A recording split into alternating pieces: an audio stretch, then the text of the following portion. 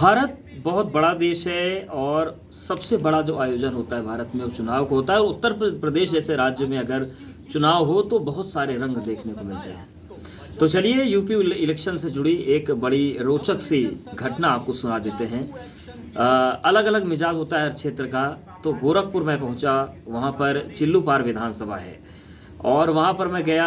Coverage होती है, बहुत सारे लोग होते हैं। आजकल ट्रेंड है कि कुछ लोग गाली भी देते हैं, कुछ लोग प्यार से मिलते हैं, कुछ लोग फ़ोटो खिंचवाते हैं।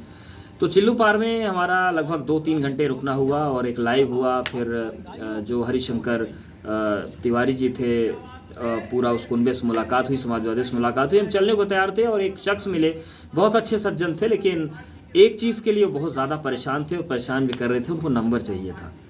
अब मुझे लगा कि अगर नंबर 1 को दूंगा तो 100 लोग और नोट करेंगे, फिर किसका किसका फ़ोन आएगा और बड़ा मुश्किल हो जाता है कई बार सबसे संपर्क कर पाना, सबका फ़ोन उठा पाना, और उसमें कई बार ज़रूरी फ़ोन छूट जाते हैं। तो गाड़ी पे बैठने से पहले मैंने उनको वो नंबर दे दिया जो मैं इलेक्शन के समय में इस्तेमाल नहीं कर रहा था, लेकिन दिल्ली आकर मुझे वापस उसको इस्तेमाल करना था। तो मुझे लगा वो नंबर दे देता हूँ, चुनाव तक नहीं आएगा, फिर जब मैं दिल्ली लौट जाऊँगा और उसको फिर से शुरू करूँगा उनसे बात हो जाएगी।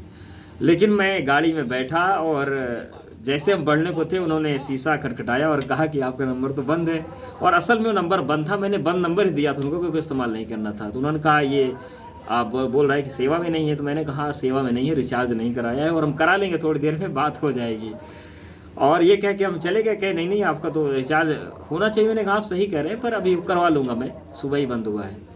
थोड़ी दूर हम पहुँचे थे, 5-10 मिनट, और देखा हमने कि करीबन 550 रुपये का रिचार्ज की टोन बजी हमारे फ़ोन पर। और हमने देखा, मैं हैरान था कि अरे ये क्या हुआ। और जैसे ही टोन बजी वैसे एक फ़ोन आया तो मैंने उठाया और वो शख्स थे, कहे भाई साहब मैंने आपका फ़ोन रिचार्ज करा दिया है। तो मैंने कहा क्यों रिचार्ज करा दिया आपने? तो उन्होंने कहा मुझे आपसे बात करनी थी। मैंने कहा अरे बात करनी थी तो बात तो हो ही जाती, लेकिन आप रिचार्ज क्यों कराए? तो उन्होंने कहा नहीं, वैसे भी आप लंबे सफ़र पर निकले थे, रास्ते में रिचार्ज की दुकान मिलती नहीं मिलती, आप पत्रकार हैं और ऐसे में फ़ोन आपका चलते रहना चाहिए। तो वो इतना सरल हृदय था, वो घटना मेरे दिल को छू गई कि आप देखिए कि एक तरीके से मैंने झूठ ही बोला था उनसे, क्योंकि उस वक्त मैं फ़ोन लेने की स्थिति में नहीं था, लेकिन उन्होंने चिंता की कि मेरा फ़ोन रिचार्ज है तो रिचार्ज कर दी। एक बड़ी रोचक घटना थी और रोचक यही था कि फिर उन्होंने रिचार्ज करा के बात की और हमारी बात कई बार उनसे हुई। और फिलहाल बहुत दिन से उनका नहीं आया है, तो वो जहाँ भी हैं वो सुन रहे हैं, तो मैं उनको हमारी तरफ से सलाम दूँ।